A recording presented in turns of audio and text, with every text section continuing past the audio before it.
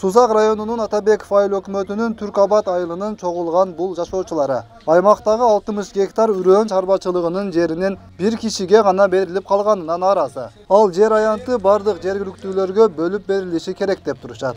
Бул жыйынга айыл чарба жана мелиорация министри Эркинбек Чодуев келери айтылды. Кызмат кылсын, бир коррупционер кызмат кылбасын. Айыл өкмөтүгө салымыбызды кошелип чыккан патриот балдардамыз. Бизде башка максат жок. Тура балдар.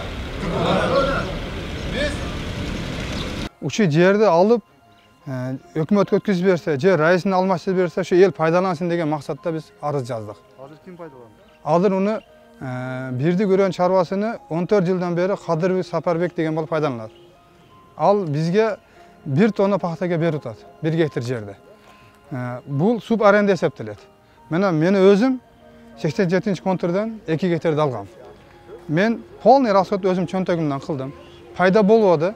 Анан айла жок, ушул кайрылууга мажбур болдум. Биз ушул жерде тургундарыбыз. Ушул жерде адамдар бардык ушинтип 50 соток жерде 500 кило пахтага берди. 1 гектар жерде 1 тонна пахтага берди. 2 гектар жерде 2 тонна пахтага берди.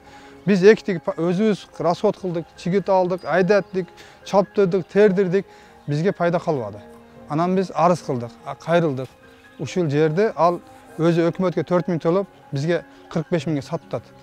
Ушул мыйзамдуу тарабын карап чечип берсин деп министрге кайрылып бардык. Азыр мына турмуш оорлашып калды. Россия жабык. Мурдагыдай тилик болбой калды. Ушул себептен бул эл бизге ушул үрөөн чарба элге иштесин, дыйкандарга иштесин, бир адамды кызыкчылык үчүн иштебесин деген максатта биз ушул министрге кайрылдык. Бул биринчиси. Экинчиси, биз бул жерди чыгып өзүбүз басып алабыз деген ойбуз жок. Же өкмөткө өткүзүп берсин, же райысын алмаштырып берсин. 23 гектар жерди мен анығын билем. 23 гектар барын берип, алга 2007-жылдан баштап сугат жерден жер берилбесин деген мыйзам бар эми чыгарып койгон. Азыр мен көрсөтүп берген ашы Түркбаттар келгенде ана жерде 8,5 гектарды мен анык билем да. 8,5 гектар жерди сугат жер. Берді, 2 yılda bardığın çek taşadı. Ana hazır yan başında yana 2 hektar koşulup geliyor atat. Ama manaktan beri atat 3 hektar, 4 hektar yerde. Kim beri atat bunu? Sukat yerden kim beri? O şoku cevap verir bu adam buluş gerek. Onun akçasını kim cevap verir? Nimeye satıp atat? Nime hükümet bir yerden pırkaya çıkar beri atar, çek verilsin diyen. Çıkar bir yerden satıp 150 min son, 200 min songa satıp atat. Eldi bir terisini şilip atat da. Kütülgön ministr bul жерге келген жок.